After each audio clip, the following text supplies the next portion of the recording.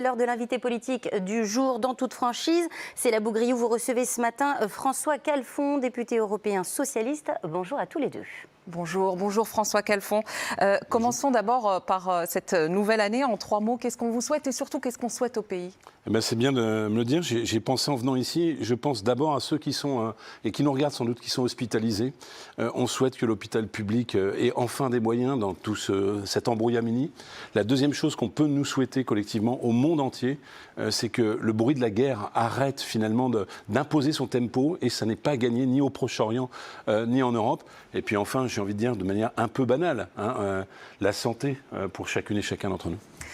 Parlons des vœux d'Emmanuel Macron hier soir, qui a promis de demander aux Français de trancher sur des sujets déterminants, sans préciser de quelle manière.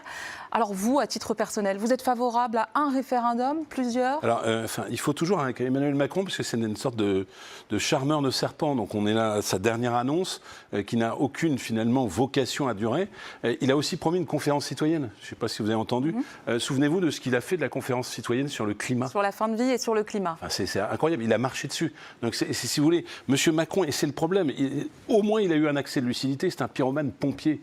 C'est-à-dire qu'il crée lui-même le chaos et ensuite il se présente comme le réparateur du chaos. On va y venir, mais il a fait un mea culpa. Mais sur la question du référendum, la question du référendum, est-ce que vous êtes favorable sur quel sujet ? Je veux remettre les choses en perspective, c'est important. C'est-à-dire que ce n'est pas lui qui va donner finalement la solution au chaos démocratique qu'il a installé avec la dissolution.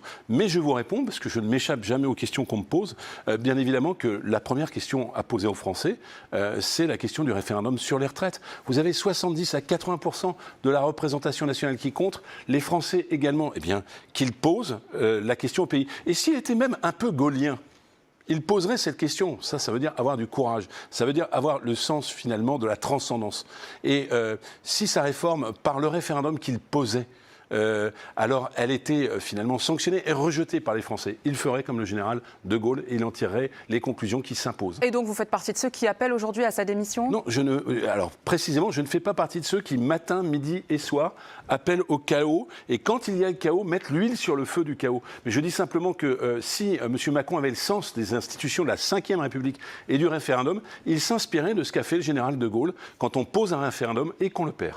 Sur le scrutin de la proportionnelle, est-ce que ça fait partie aussi peut-être des possibilités, des choses qui seraient positives en tout cas pour vous ? Écoutez, la vérité c'est que la Ve République est morte avec le fait qu'on soit passé de 2 blocs à 3 blocs, ce qu'on appelle la tripartition. Et bien dans cette tripartition, on le voit bien, nous n'avons plus de majorité et ce pays est ingouvernable. Donc, et un scrutin à la proportionnelle, est-ce que ça changerait les choses ? J'y viens, je suis tout à fait favorable à un scrutin à la proportionnelle. Pourquoi ? Eh bien parce que ça forcerait la France et la classe politique française à rentrer dans l'âge adulte, comme nous le faisons au Parlement européen.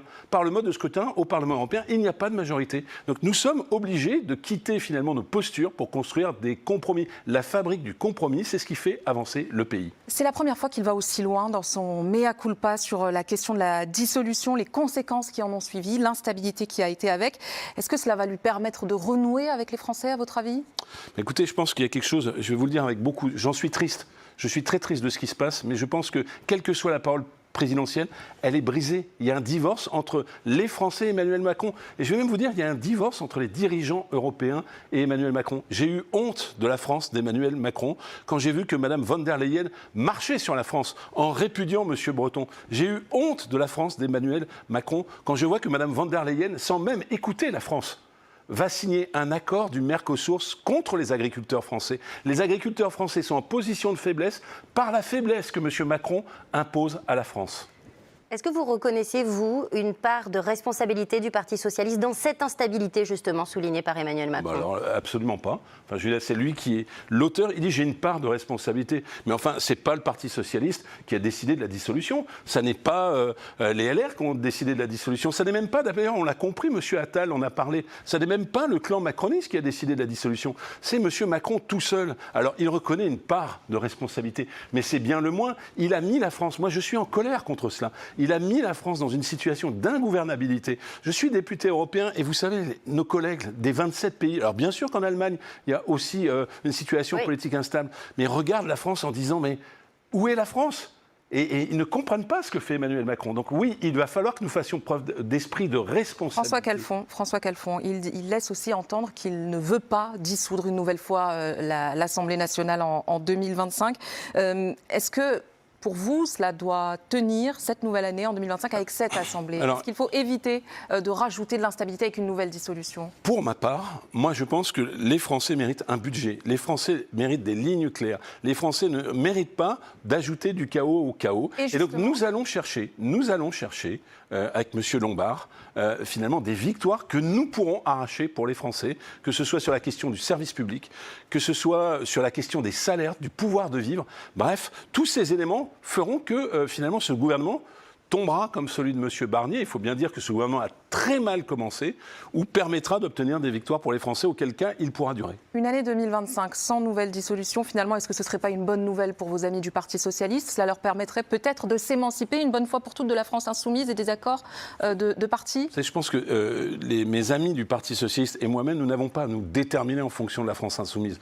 Nous avons à nous déterminer en fonction de ce qu'est notre ADN politique. Notre ADN politique, c'est qu'il y a une souffrance sociale dans ce pays. Il faut que nous répondions à la crise par la volonté de gouverner. La posture tranquille de l'opposition ou du chaos, parce que j'entends certains dire retournons aux élections. François Calfon, j'entends votre déclaration sur la volonté de gouverner. Rappelez-vous, il y a quelques mois, Bernard Cazeneuve, qui était une des hypothèses pour entrer à Matignon, le bureau national du Parti Socialiste avait lui-même refusé de signer un accord de non-censurabilité. Est-ce qu'aujourd'hui, on entend tous vos griefs à l'égard du camp présidentiel? Est-ce que vous avez des regrets là-dessus? Est-ce que ça n'aurait pas été mieux qu'un Michel Barnier ou qu'un François Bayrou aujourd'hui pour le PS? Aucun problème à dire.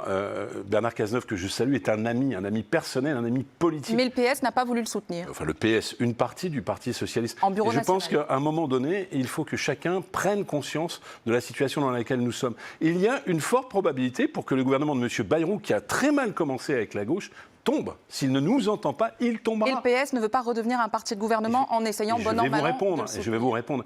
Et je pense qu'il faudra, mieux vaut tard que jamais, un Premier ministre de gauche qui sait gouverner pour finalement redonner une stabilité au pays. Dernière chose, parlons du gouvernement donc, qui a été nommé le 23 décembre dernier. Pas de membres du nouveau Front populaire en son sein, mais à la place des anciennes figures de gauche qui ont toutes pour point commun d'avoir pris leur distance avec la France insoumise. Comment vous le vivez ? Ce sont des soldats perdus, si vous voulez. Manuel Valls aussi ? Manuel Valls, c'est même pas avec la France Insoumise qu'il a pris ses distances. Il a pris des distances, je vous le rappelle, avec la primaire du Parti Socialiste à laquelle il participait. Et il s'était engagé à soutenir le candidat, il ne l'a pas soutenu. Donc bon vent à Manuel Valls. Et moi, je ne fais pas partie de ceux qui, finalement, sont dans le bashing permanent. Les Mahorais ont besoin d'un ministre qui soit présent sur le terrain et qui règle les problèmes. Je ne pense pas à Manuel Valls, je pense aux Mahorais. Je souhaite, bien sûr, que son action réussisse pour le bien des Mahorais. Merci beaucoup François Calfon. Merci à tous les deux.